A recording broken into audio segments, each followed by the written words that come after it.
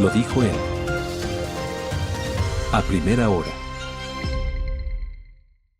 Muy bien, sigamos en el análisis de lo que nos dejó el informe de la Nación del presidente Noboa y, por cierto, la expectativa sobre el inicio de su nuevo periodo, un periodo de 4 años. El doctor Henry Cucalón Camacho está conectado con nosotros vía telemática, ex asambleísta, ex ministro de Estado, ex candidato presidencial. Doctor, le saludamos mi compañera Andrea Orbe y quien le habla Fabricio Vela. Buenos días. Buenos días. Muy buenos días, el gusto es mío, gracias como siempre y saludo a toda la audiencia y seguidores. Gracias a usted por conectarse. ¿Qué sensaciones le dejó la posesión, la investidura del presidente Noboa?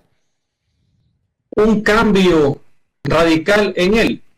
No es el mismo del 23 de noviembre del 23. Un discurso mucho más conceptual en que apostó por motivar, por inspirar. Asumo que sabe que nunca iba a contentar a todos y no se puede poner todo en un discurso presidencial. Así que la línea fuerza fue la de exponer los retos, los desafíos que tiene el país, tratar de unir, en vez de hacer una descripción tanto de la gestión de 1 año y medio prácticamente y de ciertos detalles. Con lo cual se dio también una nueva visión, porque del presidente de los 8 minutos al de los 21 minutos, en que trató de transmitir una emoción, un liderazgo, inclusive, recordemos que estamos en un conflicto armado interno, estamos, entre comillas, en una guerra, tenía que inspirar. Y eso, si uno ve los comentarios, ha llamado mucho la atención. Creo que esa fue la apuesta y en ese sentido creo que la sacó adelante. Viene otra etapa que pudo haber sido el mismo día en la tarde con la posesión del gabinete, del nuevo, así ratifica alguno de sus miembros, que no se dio. Asumo que la estrategia es que ya el detalle de la implementación de la política de gobierno en diversas áreas la tiene que hacer inmediatamente a través de los secretarios de Estado. Precisamente aquello más allá, doctor, de todo lo que hemos visto desde el día sábado y más de esta retórica política, ¿qué visión ha dejado hacia 4 años de gobierno? Usted dice, se presentaron los retos, los desafíos, pero ¿cómo saber los retos y los desafíos sin un panorama claro de cómo está actualmente el Ecuador y sobre todo en cifras? Eso hubiera sido lo ideal, inclusive para poder contrastar, porque no es un nuevo presidente, es el mismo presidente en un nuevo mandato. Pero insisto, creo que como no podía englobarlo todo, él le hizo una apuesta a que en estos momentos de conflicto, en que la seguridad es el primer problema del país, que estamos en un conflicto armado interno, lo que trató de hacer es inspirar, demostrar fuerza y cohesión, tratar de demostrar un liderazgo, lo que yo denomino una unidad de propósito, porque una unidad sobre todo no es posible, sino sobre un propósito fundamental, en este caso la seguridad. Insisto, él lo puso de una manera muy abierta, muy inspiracional. Es difícil poner un discurso absolutamente todo. Así que yo creo que por ahí fue el tema, sin perjuicio de que también dio algunos lineamientos muy básicos en tema de qué es el momento de la inversión pública, hay que ver también cómo eso se va a desarrollar.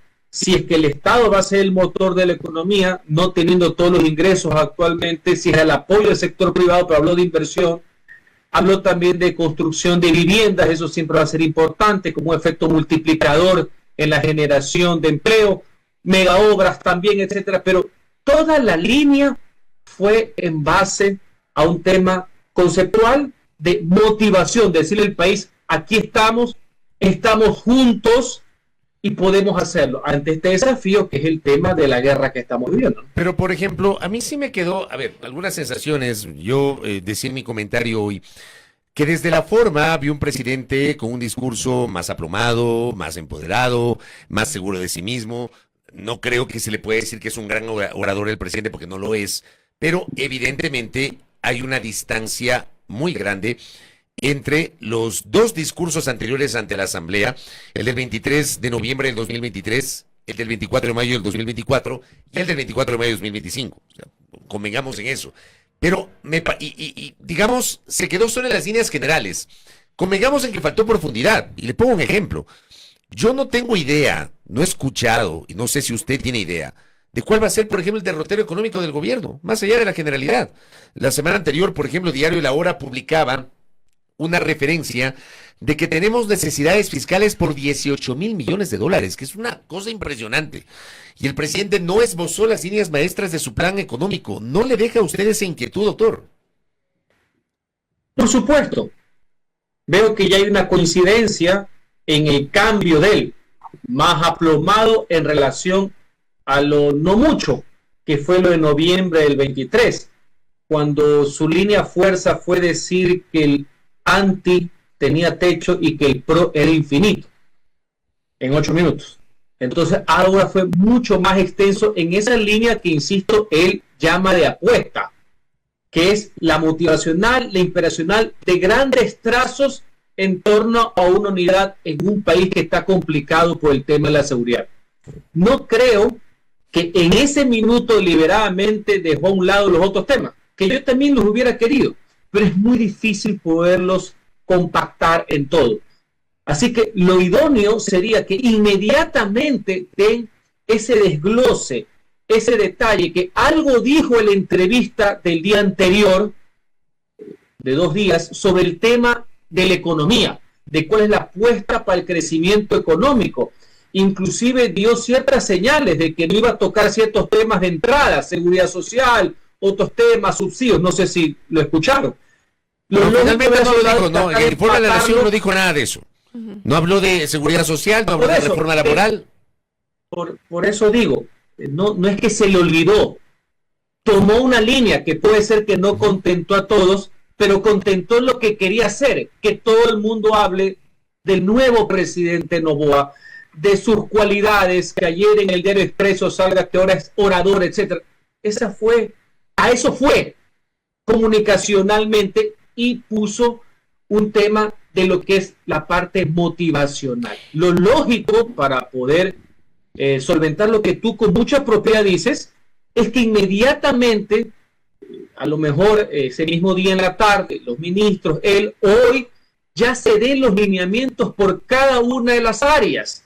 Eso sería lo vital, ya para entrar en el detalle de lo que en días anteriores o en la entrevista anterior fue expuesto de una manera absolutamente genérica. Doctor, pero más allá, digamos, de esta motivación que usted dice que fue tal vez esta prioridad que tuvo, más allá de tal vez un coach motivacional al Ecuador, ¿no le hace falta los datos, las cifras, que el presidente, la máxima autoridad, se enfoque, por ejemplo, en este 58%, este porcentaje del 58% que ha incrementado los homicidios, las muertes violentas en el Ecuador en estos últimos 4 meses, o lo que ha ocurrido en el tema salud con los hospitales? Es decir, más allá de estas cualidades que dice usted ahora se están conversando del presidente Daniel Noboa, al Ecuador no le hace falta más bien saber hacia dónde va con todas estas cifras rojas que ahora mismo tenemos, y en ese sentido usted dice, habría sido lo esencial que luego de la posesión haya, digamos, una línea más concisa de a dónde vamos, pero tampoco conocemos hasta ahora quiénes integrarán el gabinete de manera general. Por supuesto, coincido con usted sobre el planteamiento. Yo lo único que he hecho es describir lo que creo que trató de hacer, que no hubo ninguna omisión, no es que se olvidó. Fueron por algo y comunicacionalmente lo consiguieron. No sé si ustedes han visto en muchas posesiones de muchos presidentes del mundo en la actualidad, son absolutamente genéricas, y ciertos trazos políticos económicos no entran mucho al detalle. Ahora, él es un presidente que ya tiene 18 meses, ya el periodo de prueba ya lo terminó. Efectivamente, en estos meses, y principalmente en marzo, fue el mes más violento de la historia del Ecuador. Lo que queremos ahora como ciudadanos es que nos den los detalles. Puede haber sido que una de esas herramientas sea, no creo que sea toda, la ley económica urgente, pero que seguía en base al tema de la economía criminal, cómo lo va a desarrollar. asumo que él lo que no quiso es mezclarlo todo en el mismo discurso de los 21 minutos por alguna estrategia. La comprendo. Lo que he hecho es describir lo que trataron de poner sobre la escena. Ahora ya estamos a los 2 días del nuevo gobierno y debe ponerlo. Sus voceros, para eso están los ministros, para desarrollar eso. Ha habido ciertos temas, si uno ve en la prensa en estos días, por ejemplo, en temas energéticos, lo que ha señalado la ministra del ramo, etcétera. Ahora me imagino que tienen que compactarlo y ponerlo en cada uno de los ramos. ¿Usted cree que es necesario un refrescamiento del gabinete de ministros, doctor Cucalón? Siempre será positivo, siempre. Creo que algo también dijo en una entrevista un día antes de la asunción del nuevo mandato presidencial. Siempre será positivo en ciertas áreas, lo he dicho. Por ejemplo, yo creo, más allá de la puesta en escena que hicieron, que fue deliberado, porque todo comunica, creo que hasta hace poco, no creo que haya cambiado en 24 horas, ha habido críticas fundamentadas de un desgaste y de un recambio necesario, por ejemplo, del Ministerio de Defensa. Pero algo elemental, hasta por un tema de delicadeza, los ministros de Estado son fusibles justamente para un gobierno, para un presidente de la República. Así que yo creo que sería un buen mensaje el tema del recambio. No tiene por qué ser integral. Él le agradeció a su equipo hasta cierto punto. Eso es importante, mostrar que hay una cohesión, que hay un norte. Ahora tiene que explicar cuál es ese norte, porque en esto estamos todos juntos. Eso es lo importante que yo quiero rescatar también del tema. Haría falta ser demasiado pernicioso para esperar o un cálculo de que esto no vaya bien. Hay una madurez democrática en grandes sectores. Esperemos que al gobierno le vaya bien. Los desafíos son muy grandes y muy graves para estar esperando cualquier tipo de actitud sediciosa, que no nos podamos unir en ciertos temas como ciudadanos, que caigamos en peleas absurdas o en dogmas caducos. Creo que no le va a llevar a ningún lado al país. Hay otra parte que también yo lo comenté y hubiese esperado que el presidente, por lo menos, si no profundiza, presente algún tipo de línea general. La reforma política, que él mismo la anunció en la campaña de la segunda vuelta y en las primeras semanas posteriores a la reelección. Finalmente ya no va a la Asamblea Constituyente, lo cual para mí es sano. Yo desde el primer día no estuve de acuerdo con la Constituyente. Sí creo en necesarias reformas a la Constitución, y hay que hacerlo desde la Asamblea Nacional. Pero no esbozó tampoco eso, doctor. ¿Qué expectativas tiene usted sobre una reforma constitucional, una reforma política de mediano y largo aliento? Ojalá que inmediatamente lo tomen, porque han manifestado que la Constituyente está ahí, no ahora es la prioridad, por así decir. Yo estoy en la misma línea que la tuya. Yo creo y considero que podemos ir ya a un proceso profundo de reformas y de enmiendas a la actual Constitución, básicamente en su parte orgánica e institucional, que es un absoluto desastre. Si eso no fuera viable, que no hay que quemar todas las naves todavía, bueno, ¿por qué no? Sin descartar una constituyente, no como primer plano. Eso sí, y como lo manifestamos en estos micrófonos hace algunas semanas, cumpliendo todos los procedimientos, ¿no? Cumpliendo absolutamente el trámite previsto. Nada de express, nada de saltarse nada al vuelo, nada light. ¿A usted le llamó la atención esa narrativa que se pretendió impulsar, no? Algunos colegas, algunos medios, incluso juristas de la talla del doctor Enrique Herrería, que sinceramente me llamó la atención el escucharle semejante desaguisado a un ex juez de la Corte Constitucional, casi que planteando este procedimiento express y sugiriéndole al presidente que se bypasee la Constitución, doctor. Siempre será bueno el contraste de ideas. Algunas son políticas, otras son jurídicas y muchas veces confluyen. Lo importante es que no hay que cometer desafueros si uno critica los desafueros. Si vamos a hacerlo, hay que hacerlo bien. No solamente por respeto al Estado de Derechos, sino por un tema también justamente de gobernabilidad. No queremos que ninguna enmienda, ninguna reforma o inclusive un proceso constituyente nazca muerto y viciado como hemos podido criticar. Así que estando eso sobre el tapete y que el gobierno y el ministro no lo ha descartado por la vía de reforma, aprovechemos y veamos si esta mayoría en la Asamblea es solamente para designación de autoridades o temas puntuales o puede servir para un tema de fondo. Yo si hubiera querido por lo menos una línea conceptual, a menos que uno haya comprendido que en el ánimo de transformar y reformar pudo haber estado lo que es el presidente. Yo le he querido por lo menos una línea en ese sentido, de cuál es, dónde vamos a seguir, la línea conductoria, por así decir, pero no hubo. Asumo que inmediatamente, y espero que así sea, va a obrar. ¿Y hasta qué punto? Eso no lo va a hacer en el discurso presidencial de orden que se denomina. Esta ley económica urgente es un globo de ensayo, es solo para ver si sirve o no sirve la mayoría, si es una prueba, hasta dónde pueden alcanzar, quieren ver hasta dónde pueden ir al filo del marco constitucional para el objetivo que es la seguridad. Eso será importante y eso será en los próximos días. ¿Y usted tiene expectativas de esa mayoría legislativa que se armó para elegir a Nils Olsen presidente, a Michelle Manchero vicepresidenta, a Carmen Tiupul de una facción de Pachacuti segunda vicepresidenta, a distribuir el CAL y las comisiones legislativas?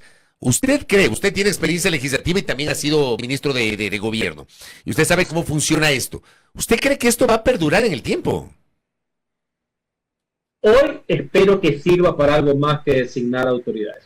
Lo acabo de decir, hoy día sale publicado también en el Universo mi parecer al respecto. Espero que no sea solamente para eso, que sirva también para esos cambios, esas reformas urgentes, que no sea solamente un tema neopuntual, porque ya tenemos malas experiencias. Acuérdense del año 21, justamente con un sector de Pachacuti, que después se convirtieron en los primeros, no en criticar y oponerse a un gobierno, que lo cual me parece que es absolutamente razonable. Tienen que hacer un contrapeso y control de poder, sino que estaban en otro baile. Así que eso se verá en las próximas horas. ¿De qué está compuesto esos 6 de los 9? Ojalá que haya una agenda mínima, básica, pro país, encima de la mesa que permita sacar algunos temas. Si no, va a ser absolutamente complicado. Si no, la gobernabilidad solo habrá sido para temas de asignación de autoridades y lo que pasó el día sábado. Y creo que ese no es el ánimo. Ojalá que podamos estar en la línea de esta visión de que queremos sí ir adelante, sí que haya contrapesos, pero trabajar mancomunadamente por algo. No podemos seguir con un Estado desorganizado mientras el crimen sí se encuentra organizado. Doctor, usted decía que el contraste de ideas también es bueno, y en ese sentido, ¿qué rol debería tener la oposición en este momento? Y teniendo en cuenta incluso lo que nos decía antes un analista, nos decía, aquí en el Ecuador tal vez solo ha habido revanchismo legitimado y no oposición específicamente. ¿Para usted ha sido así? Y nuevamente, ¿qué rol debería ejercer la oposición ahora mismo? Una oposición que ejerza el control de la acción del gobierno, pero una oposición que no sea sinónimo de destrucción ni de sedición. Eso es importante tenerlo. Muy mal me parece el día sábado que no hayan asistido, porque recordemos algo, el presidente no es que se posesiona en la asamblea, se posesiona ante los asambleístas, cobra vida una ficción democrática política, porque los asambleístas son el pueblo. El presidente se posesiona ante el pueblo representado en nuestros legisladores, más allá de los 1000 invitados, ¿ya? Así que, sin perjuicio de las diferencias o de las órdenes que puede recibido gran parte de la oposición, principalmente el correísmo, su obligación legal, constitucional y democrática era asistir, porque el pueblo en ellos da fe de que el presidente está asumiendo su labor. Oiga, ya le pregunto una cosa, a ver, pero dígame la plena. Ya, usted, recuérdeme en qué periodos fue legislador. Y de entrada le digo, estuve presente el 24 de mayo de 2013 en todo el momento del mayor apogeo refundacional del país, con los 100 legisladores, con la fiesta, con los cánticos, con los hitos, porque esta historia ya me la conozco. Estuve ahí, en segunda fila, porque eso es la democracia, señores. Pero también hubo algunos de la oposición que no estuvieron, ¿se acuerda? Pese a que la costumbre, déjenme terminar, pese a que la costumbre no era no asistir. Yo no sigo ciertas costumbres, yo soy hombre democrático y fui de los pocos legisladores de mi partido que fui a la posesión del presidente Correa en la posesión del año 2013. Por si acaso, yo soy consecuente entre lo que digo, más allá que me puedo equivocar, y lo que hago. Es que yo sabía que usted se había ido, pues ya me adivinó la pregunta que yo le iba a hacer, porque claro, en el pasado también, y qué bueno que usted lo diga, hubo legisladores de su propia bancada que no acudieron. Igual pasaba con otros sectores de la oposición que tampoco acudieron. Y yo por eso digo, 2 errores no hacen un acierto. Si hoy está mal, antes también está mal. Y qué bueno que usted lo traiga. El error. Te escucho. Sí, sí, qué bueno que usted lo haya traído a colación, doctor. Eso le quería decir. Eso es una responsabilidad. ¿Ya? Y ojo, no solamente es que es en la asamblea, ante los asambleístas, por si acaso, ¿no? Porque la asamblea no es el edificio, es su composición. Pero en todo caso, ojalá, por el bien inclusive de otros sectores ideológicos, ojalá por la izquierda, que no quiero que sea representada por personas que solo creen que mientras no ganen ellos, todo lo demás no existe y que hay que entrar a derrocar a cualquier precio. Con eso no se hace país. Se revierta el día sábado y hay una oposición democrática que advierta los errores, que corrija. Claro, no se preocupe es que no hay los votos para destituir, pero sí hay las facultades para hacer comparecer y para hacer corregir. Y cuando sea inevitable el incumplimiento de funciones o algún acto de corrupción, pues habrá que hacer todos los procedimientos. Pero hay que presentar alternativas. Señores, por lo menos en el tema de la seguridad, debemos actuar como país con un solo puño. Lo cual no quiere decir que, por ejemplo, en esta ley que se acaba de presentar, no presenten todas las observaciones. No podemos jugar al todo nada, o que es perfecta o que hay que desecharla. No, enviemos un mensaje al respecto. Tiene que haber una unidad nacional en torno al tema de la seguridad, que no constituya pues ningún tipo de violación a las garantías de los ciudadanos, sí. Pero ojo, políticamente un país unido dentro de las diferencias. Eso es importante tenerlo claro. Eso es lo que quiere la gran mayoría del país. Coincido con eso. Políticamente unido en torno a las diferencias y saberlas procesar. Bueno, veamos qué expectativas se abren a partir de hoy. Doctor Henry Cucalón Camacho, muchas gracias. Gracias, doctor. Muchas gracias, un fuerte abrazo. Henry Cucalón, que ha estado con nosotros, ex asambleísta, ex ministro de Estado, ex candidato presidencial, su visión en torno a lo que se viene con la investidura de Daniel Noboa. Primera plana. Todas las noticias, todas las voces.